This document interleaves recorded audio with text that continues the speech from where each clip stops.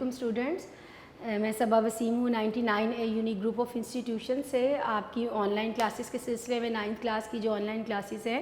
تو بیٹا آج ہمارا لیکچر نمبر 56، آج ہمارا لیکچر نمبر 56 ہے. پچھلے لیکچر میں ہم نے اپنی جو نظم ہے پیوستہ رہ شجر سے امید بہار رکھ، اقبال کی جو نظم تھی ہم نے وہ پڑھی. اپنی نظم کی مشق بھی ہم نے مکمل کر لی. آج جو ہمارا لیکچر ہے اس میں آج ہم اپنا سبق جو ہے وہ پڑھیں گے، اور یہ وہ سبق ہے بیٹا جو آپ کے اسمارٹ سلیبس کے سلسلے کا آخری سبق بنتا ہے. ہمارا جس دن لاسٹ لیکچر ہوگا میں ایک مرتبہ سارا اسمارٹ سلیبس آپ کو یہاں بورڈ پہ بھی لکھ کے بتاؤں گی جو گورنمنٹ کی طرف سے ہمیں اسمارٹ سلیبس دیا گیا ہے.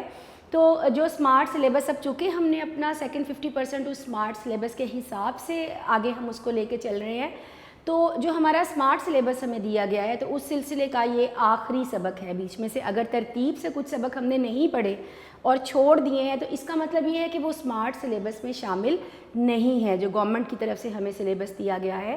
تو ہمارا جو آج کا سبق ہے یہ آپ کے اسمارٹ سلیبس میں شامل ہے، اور آپ کے حصہ نثر کا اسمارٹ سلیبس کے حساب سے یہ آخری سبق بنتا ہے جو آج ہم پڑھیں گے. تو ہمیشہ کی طرح جیسے ہم شروع کرتے ہیں، سب سے پہلے مصنف کا تعارف. کرنل محمد خان مصنف کا نام ہے، کرنل محمد خان مصنف کا نام ہے، اور سن 1910 سے لے کر 1999 تک کا ان کا دور ہے. 1910 سے 1999 تک کا ان کا دور ہے. اور جو آپ کا سبق ہے اس کا عنوان ہے قدر ایاز. آپ کے سبق کا عنوان ہے قدر ایاز. اچھا بیٹا، صنف ادب اور ماخذ یہ دو چیزیں ہم ہمیشہ اپنے سبق کے ساتھ لکھتے ہیں. ماخذ میں نے آپ کو پہلے بتا دیا تھا کہ ہم اس کا ماخذ لکھتے ہیں جس کا ماخذ بک میں موجود ہے، اور جس کا ماخذ بک میں موجود نہیں ہے ہم اس کا ماخذ نہیں لکھتے.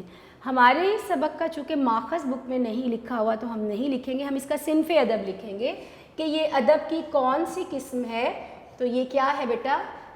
مصنف نے مزاحیہ انداز میں ایک شگفتہ تحریر ہے، ہلکے پھلکے مزاح کے انداز میں انہوں نے اپنی آپ بیتی بیان کی ہے. اب آپ بیتی کیا ہے؟ جب آپ اپنی خود کی کہانی، اپنی ذاتی زندگی کی کہانی بیان کرتے ہیں تو وہ آپ بیتی ہے. سبق کو لے کے آپ کو جو ایک چیز یاد رکھنی ہے کہ یہ جو عنوان ہے آپ کے سبق کا قدر ایاز، یہ ایک تلمیح ہے. اچھا بیٹا، اب تلمیح کیا ہوتا ہے؟ تلمیح کے لفظی جو معنی ہوتے ہیں وہ ہوتا ہے اشارہ کرنا. اب اشارہ کرنا سے مراد کیا ہے؟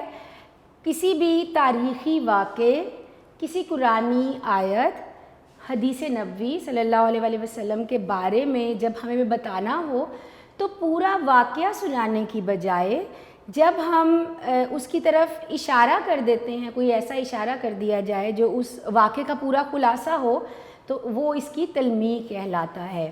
جیسے قدر ایاز ایک پوری کہانی ہے اس کے پیچھے.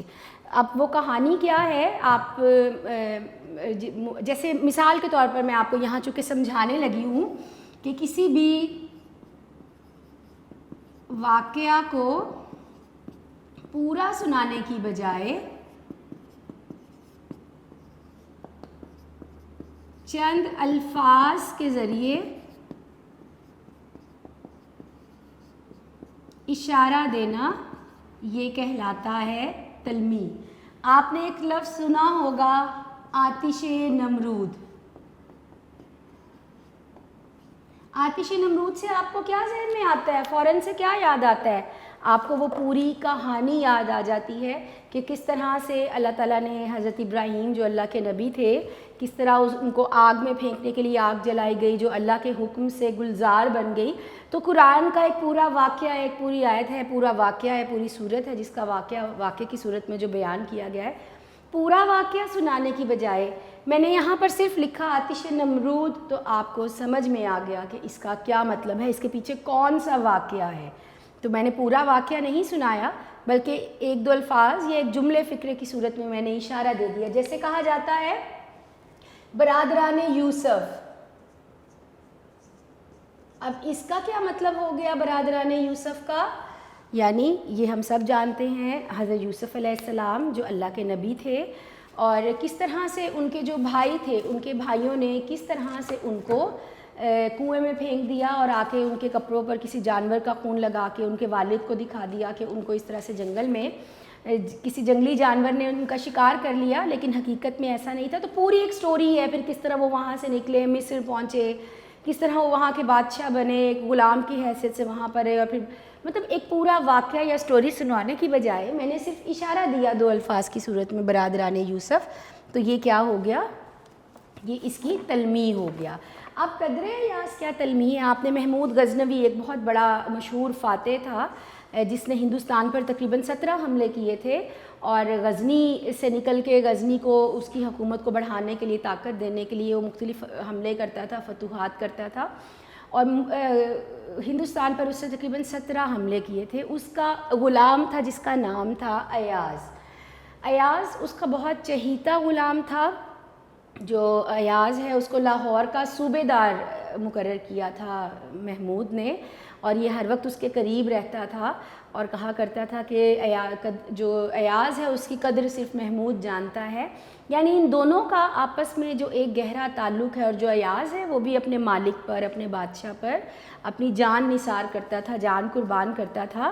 تو اس نے ہر وقت چونکہ یہ اپنے ساتھ رکھتا تھا، اپنے قریب رکھتا تھا، اور ہر وقت ہر چیز میں اس سے مشورہ لیا کرتا تھا۔ ایک مرتبہ محمود نے جب کاٹھی آباد میں جب اس نے سومناتھ کا مندر فتح کیا اور جو بہت سی دولت یہ اس کے ہاتھ لگی اور جب یہ لے کے آیا، تو اس نے ایک مرتبہ محل میں اس طرح سے انبار لگائے دولت کے اور کہا کہ جو شخص چاہے جتنی چاہے دولت لے جا سکتا ہے۔ لیکن جو ایاز ہے وہ یوں ہی کھڑا ہوا تھا، تو اس نے اس سے پوچھا کہ تم کیوں نہیں لے رہے ہو دولت؟ تو اس نے کہا کہ آپ مجھ سے وعدہ کریں کہ میں جس چیز پر ہاتھ رکھ دوں وہ ہمیشہ کے لیے میری ہو جائے۔ تو اس نے کہا ہاں ٹھیک ہے، تو اس نے فوراً سے محمود پر یعنی بادشاہ پر ہاتھ رکھ دیا۔ مطلب دونوں کا جو ایک بہت خاص قریبی تعلق ہے، اور بظاہر تو وہ اس کا ایک غلام تھا، ایک عام شخص تھا، لیکن اس کی قدر کتنی تھی اس کے دل میں۔ تو یہ پوری جو کہانی ایک واقعہ ہے اس کے پیچھے، تو یہ کہلاتا ہے قدر ایاز۔ مصنف نے یہ عنوان کیوں استعمال کیا؟ ہم ایک عام تاثر کیا قائم کر لیتے ہیں بیٹا کہ ہم لوگوں کی ظاہری حالت کو دیکھ کر ان کے بارے میں اندازہ لگا لیتے ہیں کہ یہ شخص اس طرح کا ہوگا۔ اب تو خیر بہت حالات تبدیل ہو چکے ہیں، لیکن پرانے دور میں جب لوگ نئے نئے تعلیم یافتہ ہو رہے تھے تو تھوڑے ماڈرنزم کی طرف آ رہے تھے، تو جو دیہات کے رہنے والے لوگ تھے جن کو پینڈو کہہ کر بلایا جاتا تھا، تو ان کو اتنی زیادہ کوئی عزت نہیں دی جاتی تھی اور کوئی اتنا زیادہ فخر کے قابل نہیں سمجھا جاتا تھا، اور یہ ایک تاثر تھا کہ وہ تو شاید زندگی میں کچھ کر نہیں سکتے چونکہ وہ بہت بیکورڈ ہے، ترقی سے دور ہیں۔ تو مصنف نے اس سبق کے ذریعے ایک یہ پیغام دیا ہے کہ ہمیں کسی کی ظاہری حالت کو دیکھ کر اس کے باطن کا اندازہ نہیں لگانا چاہیے۔ ضروری نہیں کہ اگر آپ دیہات سے ہیں، اگر آپ کا بیک گراؤنڈ اس طرح کا ہے تو آپ زندگی میں کبھی ترقی نہیں کر سکیں گے۔ آپ بھی بہت پڑھے لکھے لوگوں میں شامل ہو سکتے ہیں، ترقی یافتہ لوگوں میں شامل ہو سکتے ہیں۔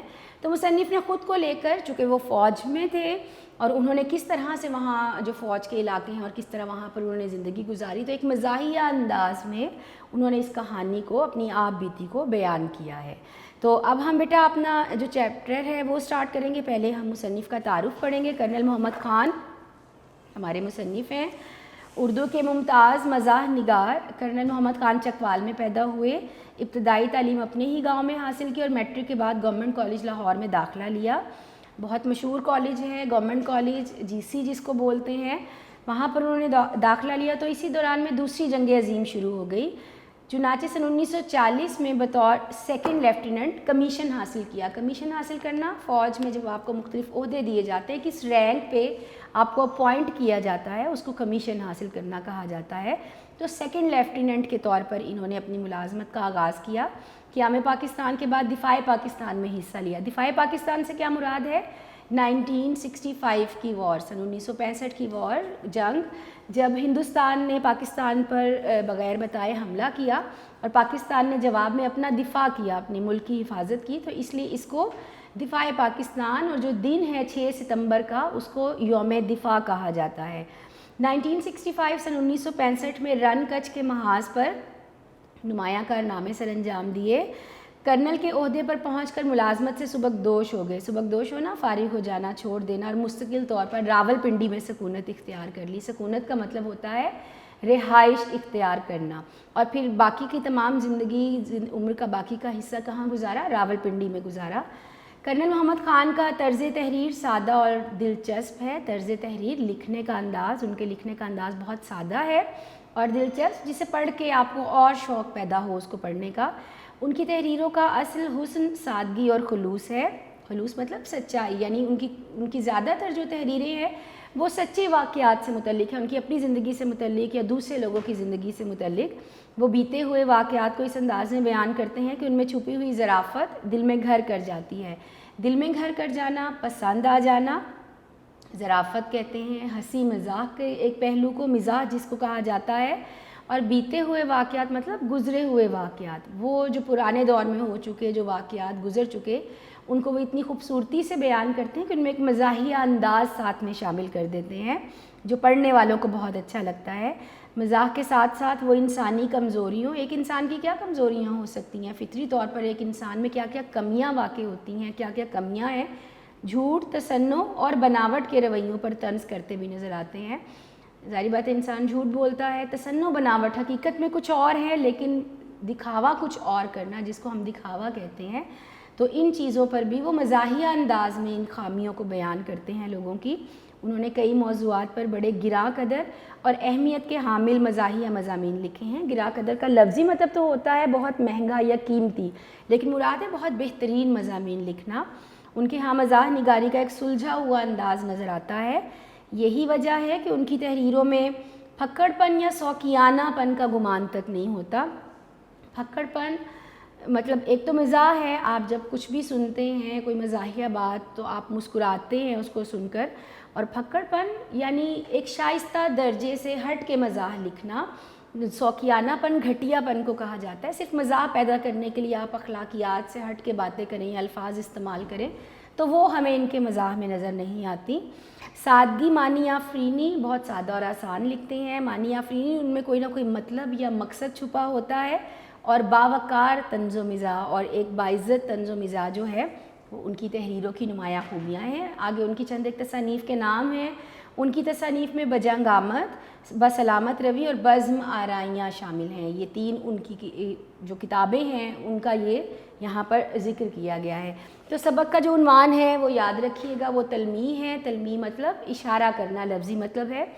کوئی بھی قرآنی صورت ہے، آیت ہے، کوئی حدیث ہے یا پھر کوئی تاریخی واقعہ ہے تو پورا واقعہ سنانے کی بجائے جب ہم چند ایک الفاظ میں اس کی طرف اشارہ کر دیتے ہیں، جیسے قدر ایاز مطلب محمود و ایاز، آپ نے شعر بھی سنا ہوگا، ایک ہی صف میں کھڑے ہو گئے محمود و ایاز، نہ کوئی بندہ رہا اور نہ کوئی بندہ نواز، کہ محمود جو ہے، محمود غزنوی مشہور نام ہے جو آپ نے سنا ہوگا، یہ اس کا غلام تھا ایاز، جس کو بعد میں اس نے لاہور کا صوبے دار بھی بنایا۔ اور اب یہ جو باقاعدہ لاہور ہمیں ایک شہر جو نظر آتا ہے، اس کی جو بنیاد ہے وہ ایاز ہی نے رکھی تھی، مطلب باقاعدہ ایک شہر کی، پہلے یہ گزرگاہ کے طور پر استعمال ہوتا تھا، جو فوجیں آیا جایا کرتی تھی بہت پرانے دور میں، تو یہ ایک گزرگاہ کے طور پر آپ کہہ لیں کہ یہ استعمال 989 کی یہ بات ہے کہ جب یہ صرف ایک گزرگاہ کے طور پر استعمال ہوا کرتا تھا، تو اس کو جو بنیاد رکھی وہ ایاز ہی نے رکھی تھی۔ تو دونوں کا آپس میں جو تعلق ہے اسی تعلق کو ایک تلمیح کے طور پر استعمال کیا گیا۔ تو اب بیٹا ہم اپنا جو سبق ہے وہ شروع کریں گے۔ تو بیٹا اب ہم اپنا جو سبق ہے وہ شروع کرنے جا رہے ہیں۔ جیسے میں نے آپ کو شروع میں بتایا تھا کہ جو مصنف ہیں انہوں نے اپنی ذاتی زندگی کی جو کہانی ہے اس کو مزاحیہ انداز میں چونکہ بیان کیا ہے۔ جیسے میں نے شروع میں بتایا کہ جیسے جیسے ترقی ہوتی چلی گئی، تبدیلی آتی چلی گئی، تو لوگوں نے گھر بنا کے رہنا شروع کیا، اور وقت کے ساتھ ساتھ چھوٹی چھوٹی پہلے بستیاں وجود میں آئیں، اور پھر دیہات وجود میں آئے، اور پھر آہستہ آہستہ بڑے بڑے شہر جو ہیں وہ تعمیر ہوتے گئے۔ اور جب ایک وقت ایسا آیا کہ ضروریات زندگی اور سہولیات کے اعتبار سے شہروں میں جو زندگی کا معیار ہے، جو لائف سٹائل ہے، وہ بہت بہتر سمجھا جانے لگا، اور اس کے برعکس، اس کے بالکل اپوزٹ اگر دیہات میں دیکھا جاتا تھا تو وہاں کے رہنے والے جو لوگ تھے ان کی زندگی میں بہت کم تبدیلی آتی تھی، نہ وہ بہت زیادہ ترقی یافتہ ہوتے تھے۔ تو نتیجہ کیا نکلا کہ جو شہروں میں رہنے والے لوگ تھے وہ یہ سمجھنے لگے کہ شاید دیہات میں رہنے والے جو لوگ ہیں ان سے زیادہ بہتر شہروں میں رہنے والے لوگ ہیں۔ اور اس سبق میں مصنف نے اپنے بیٹے کا ذکر کیا ہے، جس کی خاص طور پر یہ سوچ ہے کہ جو دیہات میں رہنے والے لوگ ہیں وہ بالکل بھی ترقی یافتہ نہیں ہو سکتے، پڑھ لکھ نہیں سکتے، اور وہ دیہاتی زندگی کو بہت برا سمجھتا ہے.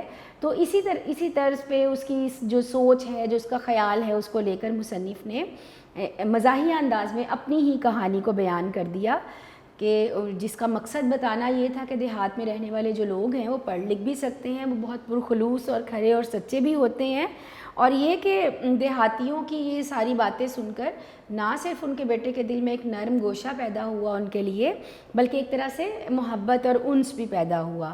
تو ہم شروع کرتے ہیں اپنے سبق کو. کرنیلوں کو رہائش کے لیے خاصا عمدے سی کلاس بنگلے ملتے تھے.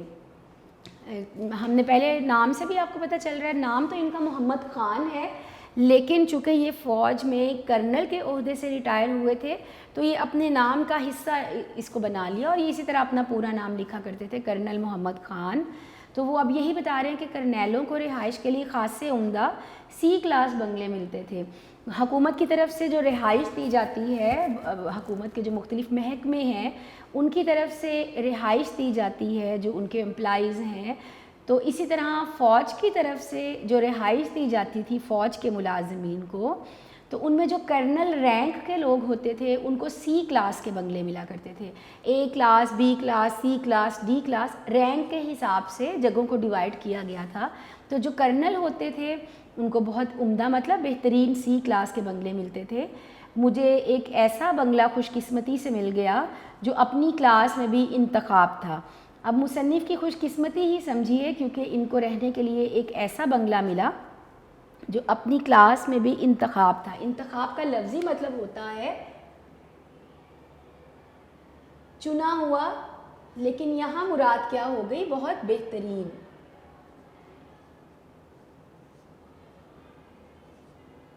تو انہیں ایک ایسا بنگلہ رہنے کے لیے ملا جو وہاں جتنے بھی سی کلاس کے گھر تھے، کوٹھیاں تھیں، بنگلہ کہتے ہیں بہت بڑی کوٹھی کو، تو انہیں ایسا ملا رہنے کے لیے بنگلہ جو اور کسی کے پاس نہیں تھا، یعنی سب سے بہترین تھا. یعنی مجھے تو کرنیلوں میں وہ امتیاز حاصل نہ تھا. امتیاز کہا جاتا ہے خاص خوبی کو، یعنی ان کو تو کوئی اتنی خاص خوبی حاصل نہیں تھی، اتنا خاص مقام حاصل نہیں تھا کرنیلوں میں جتنا کہ میرے بنگلوں میں تھا. یعنی یہ تو ایک عام سے کرنل تھے، ان کی خوش قسمتی ہی کہہ سکتے ہیں کہ وہاں پر موجود سب سے بہترین جو بنگلہ ہے وہ خوش قسمتی سے ان کے حصے میں آیا. بوڑھے بیروں سے روایت تھی. بیرے جس کو آپ خانسامہ بولتے ہیں، جو کھانا پکانے کا کام کرتے ہیں، فوج کی طرف سے جو ملازم دیے جاتے تھے، تو جو یہاں بہت پرانے رہنے والے تھے، جو بوڑھے ہو چکے تھے، جو پرانے دور سے اس جگہ سے ہر چیز سے واقف تھے. تو روایت کا مطلب ہوتا ہے پرانی بات بتانا، پرانی کہانی، پرانا قصہ سنانا. کہ ولسن روڈ کا یہ لا شریک بنگلہ ولسن صاحب نے خاص طور پر اپنے لیے بنوایا تھا کہ جب انگریز یہاں پر آ کر قابض ہوئے تھے اور انگریزوں نے ایک پورا سسٹم یہاں بر صغیر پاک و ہند میں، ہندوستان میں قائم کیا تھا، تو ولسن صاحب ایک تھے انگریز ایک افسر تھے جنہوں نے اپنے ہی نام پر یہ جو جگہ ہے اس کا نام بھی ولسن روڈ پڑا ان کے نام پر. تو انہوں نے یہ لا شریک کا مطلب ہوتا ہے اکیلا یا واحد، جس کا کوئی شریک نہ ہو، اکیلا یا واحد. یعنی یہ جو ایک بہترین اکیلا بنگلہ تھا یہ انہوں نے اپنے لیے خاص طور پر بنوایا تھا. یہ بنگلہ کم و بیش 2 ایکڑ قطع زمین میں واقع تھا. قطع زمین کا ٹکڑا جس کو ہم رقبہ بولتے ہیں، یعنی زمین کو ماپنے کے لیے ہم جو استعمال کرتے ہیں. اور 2 ایکڑ بیٹا 1 ایکڑ میں تقریباً 8 کنال ہوتے ہیں، تو 2 ایکڑ میں پھر کیا ہو گیا؟ تقریباً 16 کنال. یعنی بہت بڑا اور وسیع و عریض یہ بنگلہ جو ہے ان کو رہنے کے لیے ملا. یعنی قسام ازل نے ہی اسے خاصا شاہانہ طول و عرض بخشا تھا. قسام ازل شروع سے تقسیم کرنے والا، لوگوں کی قسمتیں بنانے والا. اور کون ہے جو شروع سے ہر شخص کو ہر چیز بانٹ رہا ہے، تقسیم کر رہا ہے؟ یعنی اللہ تعالیٰ. تو قسام ازل نے اسے شاہانہ طول و عرض بخشا تھا. طول و عرض، طول کہتے ہیں لمبائی کو، اور عرض کہتے ہیں چوڑائی کو، یعنی قدرتی طور پر ہی اتنا بڑا بنگلہ جو ہے وہ ان کو مل گیا۔ عمارت کے سامنے وسیع چمن تھا، جو حصہ تعمیر کیا گیا تھا، جو ایک گھر بنا ہوا تھا، اس کے بالکل سامنے ایک بہت بڑا باغ تھا، جس کے حاشیے پر منہدی کی گہری سبز باڑ کے سر پر نیز اونچے سرف اور سفیدے کے پیڑ لہلہاتے تھے۔ حاشیہ کہتے ہیں باؤنڈری کو، جس کو آپ کہتے ہیں لائن، یعنی کنارے کے ساتھ ساتھ، جہاں سے باغ شروع ہوتا تھا اس کے کنارے کے ساتھ ساتھ گہرے سبز رنگ کے پتوں کی ایک باڑ تھی، اور اس کے اوپر سرف اور سفیدہ، یہ دو درختوں کی اقسام ہے، درختوں کے نام ہیں۔ ہم درختوں کی اقسام ہوتی ہے نا، آم کا درخت ہے، برگد کا درخت ہے، پیپل کا درخت ہے، تو اسی طرح یہ دو اقسام کے نام ہیں، سرف اور سفیدے کے اونچے پیڑ لہلہاتے تھے۔ لہلہانا، ہوا سے پتوں کا ہلنا، تو جب ہوا چلتی تو اتنے اونچے پیڑ وہاں پر لہلہاتے ہوئے بہت خوبصورت نظر آتے۔ اب چمن جو تھا، چمن یعنی باغ، چمن میں جا بجا سرخ و سفید گلاب کے پودے تھے، جگہ جگہ سرخ اور گلابی رنگ کے گلاب کے پودے لگے ہوئے تھے۔ الغرض ہمارے بنگلے کا مزاج ہر زاویے سے امیرانہ تھا۔ آپ جس طرف سے بھی بنگلے کو دیکھ لیں یوں لگتا تھا کسی بہت امیر شخص کا بنگلہ ہے۔ مقابلے میں ہمارے اثاثے کے تیور ہر چند کے خاک سارانہ تھے۔ خاک سارانہ کا مطلب ہوتا ہے غریبوں والے، یعنی کہ معمولی۔ اور اثاثے سے یہاں کیا مراد ہو گیا؟ ان کا سامان، جو گھریلو سامان یا ان کے پاس جو چیزیں اور سامان موجود تھا۔ تو اگر آپ بنگلے کی طرف دیکھیں تو سب سے پہلے تو اتنا بڑا ہے، 2 ایکڑ پر ہے، اس کے اتنا سامنے اتنا بڑا باغ ہے جس میں بہت خوبصورت گلاب کے پودے ہیں، اونچے لمبے درخت ہیں جو ہوا سے ہلتے ہوئے بہت خوبصورت نظر آتے ہیں۔ تو بنگلہ دیکھا جائے تو یوں لگتا تھا کسی بہت ہی امیر شخص کا بنگلہ ہے، لیکن مصنف کے پاس جو سامان موجود تھا گھر میں رکھنے کے لیے وہ بہت ہی عام اور معمولی سا سامان تھا۔ تو پھر کیا ہوا؟ تاہم پھر بھی اپنے مکان کی شان کے پیش نظر ہم نے جوں توں کر کے ہر کمرے کے لیے ایک قالین یا دری پیدا کر لی۔ جوں توں کر کے کسی نہ کسی طرح سے ہم نے اپنے کمرے کے لیے، جتنے بھی کمرے تھے اس بنگلے میں، وہاں بچھانے کے لیے کارپیٹ، قالین یا دری کہہ لیں، وہ ہم نے اس کا بندوبست کیا۔ اگرچہ اس کار خیر کا بیشتر اجر، کار خیر کہتے ہیں نیک کام کو، کار خیر نیک کام، بیشتر کا مطلب ہوتا ہے زیادہ تر، اور اجر کا لفظی مطلب تو ہے ثواب یا پھر صلہ۔ اب کس چیز کا ثواب یا صلہ؟ کون سے نیک کام کا ثواب یا صلہ؟ یعنی انہوں نے جو سامان اکٹھا کیا اپنے گھر کے لیے تو کہاں سے لیا؟ ایک کباڑیے کو ملا، یعنی انہوں نے کباڑیا جو سیکنڈ ہینڈ سامان، پرانی چیزیں بیچتا ہے، سیکنڈ ہینڈ سامان بیچتا ہے۔ کچھ لوگ جب اپنے گھر کا فرنیچر تبدیل کرتے ہیں یا اگر ضرورت کی چیز نہیں ہے، ضرورت سے زیادہ ہے تو اس کو بیچ دیا، اور لوگ بازار سے جو قیمت ہوتی ہے چیزوں کی اس سے کم قیمت پر یا آدھی قیمت پر وہ چیز وہاں سے خرید لیتے ہیں۔ تو اسی طرح انہوں نے کباڑیے کی دکان سے یعنی سیکنڈ ہینڈ سامان انہوں نے جو ہے وہ خریدا۔ علاوہ ازیں اس کے علاوہ مناسب سا فرنیچر بھی حاصل کر لیا۔ کباڑیے ہی کی دکان سے سیکنڈ ہینڈ ایک اچھا سا اچھی حالت میں کچھ فرنیچر بھی انہوں نے لیا۔ سلیم میاں جو ابھی میٹرک کے امتحان سے فارغ ہوئے تھے، ان کا بیٹا جس کا نام سلیم ہے وہ ابھی میٹرک کا امتحان دے کر فارغ ہوا تھا۔ دوسرے کرنیل زادوں کی طرح اور ان کے ہمراہ بے فکری سے بیڈمنٹن کھیلتے۔ کرنیل زادے کرنلوں کے بیٹے، چونکہ اس پورے بلاک میں کرنل ہی رہتے تھے، کرنلوں کے ہی گھر تھے سی بلاک میں، تو باقی اور کرنلوں کے جو بیٹے تھے ان کے ساتھ ہمراہ، یعنی ان کے ساتھ بڑی ہی بے فکری سے بیڈمنٹن کھیلتا اور سرے شام ہی دوستوں کے ساتھ ٹیلی ویژن کے سامنے جم جاتا۔ سرے شام، شام ہوتے ہی، اور جیسے ہی شام ہوتی اپنے دوستوں کے ساتھ ٹی وی دیکھنے لگ جاتا۔ چونکہ وہ فارغ تھا، جیسے ہم نے اوپر پڑھا، میٹرک کا امتحان دے کر فارغ ہوا تھا۔ کیا مجال جو کوئی غیر اس مشاہدے میں مخل یا شریک ہو سکے؟ اب کسی کی یہ مجال نہیں ہوتی تھی کہ وہ اور اس کے دوست اگر بیٹھے ہیں تو اور وہ ٹی وی دیکھ رہے ہیں تو کوئی اور بھی اس میں شامل ہو جائے یا کوئی اور اس کو پریشان کر سکے، سوائے اس کے کہ ہمارا بوڑھا ملازم علی بخش ان کی تواضع کے لیے کمرے میں خاموشی سے داخل اور خارج ہوتا رہتا۔ کس کو اجازت تھی؟ صرف ان کے ایک بوڑھے ملازم کو جس کا نام علی بخش تھا۔ وہ خاموشی سے کمرے میں داخل ہوتا اور خارج ہونا، باہر ہونا، اور خاموشی سے ہی باہر آ جاتا۔ جو بھی خاطر تواضع کھانے پینے کے لیے اس کے دوستوں کے لیے جو بھی لے کے جاتا وہ دیتا اور خاموشی سے باہر آ جاتا۔ علی بخش کو یوں بھی سلیم سے انس تھا۔ انس کا مطلب ہوتا ہے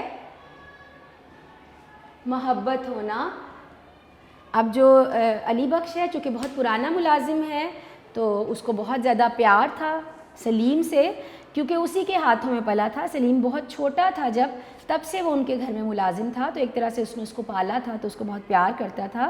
ایک دن میں اپنے مطالعے کے کمرے میں بیٹھا تھا کہ علی بخش خلاف معمول رونی صورت بنائے ہوئے داخل ہوا۔ تو ایک دن یہ اپنی لائبریری میں بیٹھ کے، مطالعے کا کمرہ، پڑھنے کا کمرہ جس کو لائبریری کہا جاتا ہے، تو جو ایک چھوٹی سی لائبریری انہوں نے گھر میں بنا رکھی تھی، یہ اس میں بیٹھے پڑھ رہے تھے کہ علی بخش آیا اور خلاف معمول یعنی عام روٹین سے، روز مرہ سے ہٹ کے، ویسے تو وہ ہر وقت بہت خوش رہتا تھا لیکن اس دن وہ بہت افسردہ تھا اور اس کی شکل دیکھ کے یوں لگ رہا تھا کہ جیسے ابھی رو دے گا۔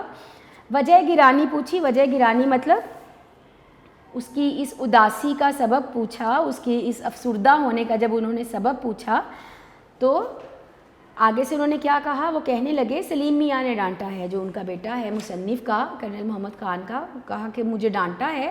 اور کیا کہہ کر ڈانٹا ہے؟ کہتے ہو بدتمیز ہو، گوار ہو، دیہاتی ہو، یعنی اس کو بدتمیز بھی کہا، بدتمیز جس کو تمیز نہ ہو، گوار کہتے ہیں جاہل کو، جو پڑھا لکھا نہ ہو، جو جاہل ہو، اور دیہاتی دیہات کا رہنے والا، جس کو ہم ایک عام اصطلاح میں، دیہاتی اصطلاح میں کہہ لیں یا پنجابی میں پینڈو جس کو کہا جاتا ہے۔ میں نے ان ارشادات کی شان نزول پوچھی، یعنی یہ مزاحیہ انداز میں اب مصنف نے کہہ دیا کہ اس نے یہ جو اتنی اہم باتیں تمہیں کہیں، دیہاتی اور بدتمیز اور گوار، تو کیا وجہ ہے یہ ارشادات کیوں نازل ہوئے، یعنی اس نے تمہیں یہ باتیں کیوں کہیں؟ تو بولا کہ کل سلیم کی غیر حاضری میں ان کا ایک دوست امجد صاحب آئے اور باہر برآمدے میں ہی آرام کرسی پر بیٹھ گئے۔ آپ کے کمرے شروع ہونے سے پہلے اور صحن کے بعد ایک جو کھلی سی جگہ آتی ہے جس کو آج کل ہم لاؤنج بولتے ہیں، ٹی وی لاؤنج بولتے ہیں، جو ایک کھلی جگہ ہے آپ کے کمروں سے پہلے، تو انہوں نے کہا کہ وہ آئے اور یہاں برآمدے میں ہی آ کر کرسی پر بیٹھ گئے۔ میں نے ان کے کہنے پر انہیں ٹھنڈے پانی کا گلاس دیا۔ جب میں نے ان سے پوچھا کہ وہ کیا پئیں گے تو انہوں نے مجھ سے پانی مانگا، تو میں نے ٹھنڈے پانی کا گلاس جو ہے وہ ان کو دیا۔ کافی دیر تک سلیم صاحب کا انتظار کرتے رہے اور کافی دیر تک وہ سلیم کا انتظار کرتے رہے، آخر مایوس ہو کر چل دیے، اور جب سلیم صاحب نہیں آئے تو پھر وہ مایوس ہو کر چلے گئے۔ بعد میں سلیم صاحب کو بتایا تو وہ مجھ پر برس پڑے۔ برس پڑنا کا مطلب ہوتا ہے کسی پر بہت زیادہ ناراض ہونا، غصہ کرنا، اور جب میں نے ان کو بتایا تو وہ مجھ پر بہت زیادہ غصہ کرنے لگے، کہنے لگے انہیں گول کمرے میں صوفے پر کیوں نہ بٹھایا۔ گول کمرہ پرانے دور میں آج کل ہم جس کو ڈرائنگ روم بولتے ہیں، اس کو پہلے گول کمرہ کہا جاتا تھا۔ اب اس کا مطلب یہ نہیں ہے کہ شیپ وائز وہ گول ہوتا تھا، وہ چوکور بھی ہے، جس طرح سے بھی کمرے بنے ہیں، لیکن مہمانوں کے بٹھانے کے کمرے کو، ڈرائنگ روم کو، پرانے دور میں گول کمرہ کہا جاتا تھا۔ تو انہوں نے کہا کہ تم نے اس کو ڈرائنگ روم میں کیوں نہیں بٹھایا اور صوفے پر کیوں نہیں بٹھایا، ریفریجریٹر سے نکال کر کوکا کولا کیوں نہ پیش کیا، پانی کیوں دیا، کوکا کولا کیوں نہ پلائی۔ اب امجد سمجھے گا کہ ان لوگوں کو تواضع کا سلیقہ نہیں، تواضع مطلب خاطرداری کرنا، وہ یہ سمجھے گا کہ ہمیں خاطرداری کا طریقہ نہیں آتا، دیہاتی ہیں، جنگلی ہیں، اور پھر جو منہ میں آیا کہہ دیا، اور کہا کہ تم دیہاتی ہو اس لیے تمہیں تمیز تہذیب نہیں ہے، اور جنگلی کا مطلب ہوتا ہے بد تہذیب ہونا، تو اور پھر جو منہ میں آیا مجھے کہتا گیا۔ علی بخش کی داستان غم ختم ہوئی تو سلیم میاں بھی آ گئے۔ داستان غم، غم بھری کہانی جو وہ سنا رہا تھا، جیسے ہی وہ ختم ہوئی تو مصنف کا جو بیٹا ہے سلیم وہ بھی آ گیا۔ اچھا جی، علی بخش کے چہرے پر شکایت لکھی ہوئی دیکھی تو اپنے دل پر لکھی ہوئی شکایت بیان کرنے لگا۔ جب اس نے دیکھا کہ علی بخش اتنا افسردہ ہے اور اس کے والد کو ساری بات بتا رہا ہے تو وہ بھی بہت افسردہ اور دکھی ہوا تھا، تو اس نے بھی اپنی بات بتانی شروع کی۔ ہم نے سکون سے یہ قصہ سنا، مصنف نے یہ پوری کہانی بڑے آرام سے سنی۔ علی بخش اس لیے ناخوش تھا کہ اسے دیہاتی کہا گیا تھا، اور سلیم میاں اس بات پر برہم تھے کہ علی بخش کی غلطی کی وجہ سے امجد نے انہیں دیہاتی سمجھا ہوگا۔ برہم مطلب ناراض ہونا، یعنی ہر طرف سے بات کہاں آ کر ختم ہو رہی تھی، ایک جو ہے وہ دیہاتی سمجھے جانے پر ناراض تھا، اور ایک جو ہے اس کو دیہاتی کہا گیا تو وہ اس بات پر ناراض تھا، یعنی ان کے نزدیک دیہاتی کہہ دینا کسی کو، گاؤں سے تعلق رکھنے والا، دیہات سے تعلق رکھنے والا، تو یہ بہت بری بات تھی۔ تو انہوں نے اسی لیے اب ایک جو ہے اس کو دیہاتی کہا گیا، اور ایک جو ہے اس نے یہ سمجھا کہ اب جو میرا دوست ہے وہ مجھے دیہاتی سمجھے گا۔ اچھا جی، ہمارے نزدیک تو دیہاتی ہونا یا سمجھا جانا ایسی ناقابل برداشت قباحت نہ تھی۔ قباحت کا مطلب ہوتا ہے برائی۔ تو مصنف نے کہا اگر کسی نے آپ کو دیہاتی کہہ دیا ہے یا کوئی آپ کو دیہاتی سمجھ رہا ہے تو یہ کوئی اتنی خاص بڑی برائی نہیں ہے۔ تو اسی لیے جو مصنف ہیں وہ یہی کہہ رہے ہیں کہ میرے نزدیک تو دیہاتی ہونا یا دیہاتی سمجھا جانا یہ کوئی اتنی ناقابل برداشت قباحت نہ تھی، کوئی ایسی برائی نہ تھی کہ جس کو ہم برداشت ہی نہ کر سکے۔ چنانچہ ہم نے ہنسی ہنسی میں دیہاتی پن کے فضائل بیان کرنا شروع کر دیے۔ فضائل فضیلت کی جمع ہے جس کا مطلب ہوتا ہے خوبیاں، تو مذاق مذاق میں انہوں نے ایک دیہاتی ہونے کے فائدے یا خوبیاں بیان کرنی شروع کی، اور اس بلاغت کے ساتھ، بلاغت مطلب تفصیل سے، اور اتنی تفصیل سے بیان کی کہ سلیم اور علی بخش دونوں مسکرا دیے اور باہم راضی ہو گئے کہ دونوں مسکرانے لگے اور اکٹھے مان بھی گئے۔ باتوں باتوں میں ہم نے انہیں ایک دیہاتی کا قصہ سنایا، وہ ایک دیہاتی لڑکے کا قصہ سنانے لگے۔ ایک تھا لڑکا جو اپنے گاؤں سے پرائمری پاس کرنے کے بعد شہر کے ہائی اسکول میں جا داخل ہوا۔ پرائمری مطلب 5ویں جماعت تک جہاں پڑھا جاتا ہے، ہائی اسکول جہاں 10ویں جماعت تک پڑھا جاتا ہے۔ پرانے دور میں عموماً جو دیہات ہوتے تھے، جو دور دراز کے دیہات تھے، وہاں اتنی بہتر سہولیات پڑھائی کی تو نہ ہونے کے برابر ہی ہوتی تھی، تو مشکل سے 5ویں جماعت تک کے اسکول ہوا کرتے تھے۔ اب اس سے آگے اگر کسی کو پڑھنا ہوتا تھا کسی بچے کو تو اس کو باقاعدہ اس کے لیے شہر آنا پڑتا تھا۔ تبھی وہاں پر جہالت بہت زیادہ تھی کہ لوگ اتنی مشکل میں پھنسنے کی بجائے اپنے بچوں کو تعلیم کی طرف لاتے ہی نہیں تھے کہ جب وہاں اسکولز ہی موجود نہیں ہیں۔ تو ایک لڑکا جس نے 5ویں تک تو اپنے گاؤں سے پڑھ لیا، وہ آگے پڑھنا چاہتا تھا، تو 10ویں کرنے کے لیے وہ شہر کے اسکول میں آیا۔ اپنے گاؤں میں تو وہ چھوٹا موٹا چودھری یا چودھری کا بیٹا تھا۔ اب ظاہری بات ہے گاؤں میں تو اس کی بڑی عزت تھی۔ چودھری عموماً کیا ہوتا ہے جو زمین رقبے کے مالک ہوتے ہیں اور دیہات کے لوگ انہیں بڑا عزت احترام دیتے ہیں، تو اپنے گاؤں میں تو ایک چودھری تھا، چودھری کا بیٹا تھا، اس کو بڑی عزت دی جاتی تھی، لیکن تھا ٹھیٹھ دیہاتی۔ ٹھیٹھ کا کیا مطلب ہوتا ہے؟ پکا دیہاتی ہونا۔ لیکن بیچارہ تھا پکا دیہاتی، یعنی اس کا حلیہ، اس کی بول چال، اس کا رہن سہن سب کچھ دیہاتیوں والا تھا۔ اچھا جی، پہلے دن جب اسکول میں گیا تو ننگے سر پر صافہ باندھ رکھا تھا۔ صافہ کہا جاتا ہے صاف کپڑے کو۔ عموماً دیہات کے جو مرد ہیں وہ بھی اپنا سر ننگا نہیں چھوڑتے، اپنے سر کو کسی کپڑے سے ڈھانپ کے رکھتے ہیں۔ تو وہ کپڑا جو دیہات کے مرد اپنا سر ڈھانپنے کے لیے استعمال کرتے تھے وہ صافہ کہلاتا تھا۔ بدن پر کرتا اور تہمت، تہمت کسے کہتے ہیں؟ ایک کھلی چادر جو ہے جس کو دیہات کے لوگ مرد جو ہے وہ لباس کے طور پر استعمال کیا کرتے تھے، اور پاؤں میں پوٹھو ہاری جوتا جس کو آپ خصا بولتے ہیں، یہ تلے والی چپل بولتے ہیں۔ یعنی اس نے بالکل دیہاتیوں والا لباس پہنا ہوا تھا جب وہ اپنی کلاس میں گیا۔ ماسٹر جی نے جب اس کو دیکھا، ظاہری بات ہے اسکول میں تو بچے اس حلیے میں نہیں آتے، تو جب ماسٹر جی نے شلوار پہننے کو کہا تو دھیمی آواز میں بولا، آہستہ سی آواز میں بولا، او خدا ستھن تے کڑیاں پاندیاں نے۔ ستھن پنجابی زبان میں شلوار کو کہا جاتا ہے، یعنی ان کے گاؤں میں دیہات میں جو مرد ہیں وہ تہمت باندھتے ہوں گے اور صرف لڑکیاں شلوار پہنتی ہوں گی، تو اس نے کہا کہ اوہ میں شلوار پہنوں، وہ تو لڑکیاں پہنتی ہیں۔ سلیم میاں یہ سن کر کھلکھلا اٹھے اور بولے، سچ مچ پکا پینڈو تھا، مگر ابا جان وہ پتلون کیوں کر نہیں پہنتا تھا؟ تو آگے سے اس نے کہا کہ وہ تو واقعی پکا پینڈو تھا، اور پھر پوچھنے لگا کہ وہ پینٹ کیوں نہیں پہنتا تھا۔ میں نے کہا بیٹا یہ آج سے 40 سال پہلے کی بات ہے، ان دنوں اگر ماسٹر جی خود بھی پتلون پہن لیتے تو شہر کے کتے انہیں ولایت پہنچا آتے۔ کتوں کے بارے میں کہا جاتا ہے کہ ایک ایسا جانور ہے کہ جو اس چیز سے یہ ناواقف ہوں یا جو ان کو عجیب لگے یہ اس کے پیچھے بھاگتے ہیں، بے اختیار دوڑتے ہیں۔ تو اس وقت تو شہر میں بھی اتنا رواج نہیں تھا پینٹ پہننے کا، بہت کم لوگ تھے جو پینٹ پہنا کرتے تھے، تو ماسٹر جی نے تو شلوار پہننے کے لیے کہا، تو جس نے مشورہ دیا اگر وہ خود بھی غلطی سے پینٹ پہن لیتا تو کتے جو ہیں وہ ان کے پیچھے لگ جاتے۔ سلیم میری بات پوری طرح سمجھے بغیر ہنس دیے اور بوڑھا علی بخش پوری طرح سمجھ کر مسکرایا۔ سلیم کو تو اتنی بات سمجھ میں نہیں آئی، لیکن علی بخش کو سمجھ میں آ گیا اور وہ مسکرانے لگا۔ ہم نے کہانی جاری رکھی، اب مصنف جو ہے وہ کہانی سنا رہے ہیں کہ ان دنوں پتلون پوش خال خال ہی نظر آتے تھے۔ پتلون پوش، پتلون پہننے والے، پینٹ پہننے والے، اور خال خال مطلب کم ہی۔ تو ان دنوں یہ وہ وقت تھا، وہ دور تھا جب پینٹ پہننے والے لوگ بہت کم نظر آیا کرتے تھے۔ جو پتلون پہننے والے ہیں یہ وہ دور تھا کہ جب وہ بہت کم، شہر میں بھی بہت کم نظر آیا کرتے تھے. جیسے مثال کیا دی انہوں نے، مثال کے طور پر اسکول میں ایک سیکنڈ ہیڈ ماسٹر تھے، آپ جس کو وی پی بولتے ہیں، وائس پرنسپل بولتے ہیں، یعنی ہیڈ ماسٹر کے بعد جو آتا ہے سیکنڈ ہیڈ ماسٹر صاحب، جو سوٹ پہنتے تھے. سوٹ مطلب پینٹ اور کوٹ، جو انگریزی طرز کا اس دور میں لباس سمجھا جاتا تھا. اور لڑکے انہیں جینٹل مین کہا کرتے تھے. جینٹل مین کا لفظی مطلب تو ہوتا ہے شریف آدمی، لیکن اسی پرانے دور میں جب کوئی شخص انگریزی طرز کا لباس پہنا کرتا تھا تو اسے جینٹل مین کہا جاتا تھا. انہوں نے لاہور میں تعلیم پائی تھی اور وہیں کے رہنے والے تھے. ہر فقرے میں 2-3 لفظ انگریزی کے بولتے تھے اور لڑکے رشک سے مرنے لگتے تھے. یعنی بہت کم لوگ انگریزی جانتے تھے، بولتے تھے. اور جو جیسے آپ لوگ آج کل سائنسز پڑھتے ہیں، آپ کے پاس تو بہت سے مشکل مضامین ہیں، لیکن تھوڑے پرانے دور کی طرف جائیں تو ایک ہی مضمون جو بہت مشکل سمجھا جاتا تھا اور جس کو پاس کرنا لوگوں کے لیے مشکل ہوتا تھا وہ انگریزی ہوتی تھی. تو یہ چونکہ انگریزی سے واقف تھے، جو بھی بات چیت کرتے اس میں ساتھ میں انگریزی کے الفاظ بولتے، تو لڑکے انہیں بہت پسند کرتے تھے. آدمی خوش مزاج تھے، ہاکی کے کھلاڑی تھے اور شکار کے شوقین تھے. ایک دفعہ دسمبر میں شکار کرتے کرتے اس دیہاتی لڑکے کے گاؤں جا نکلے. بہت سخت سردی کا موسم ہے، دسمبر کا مہینہ ہے.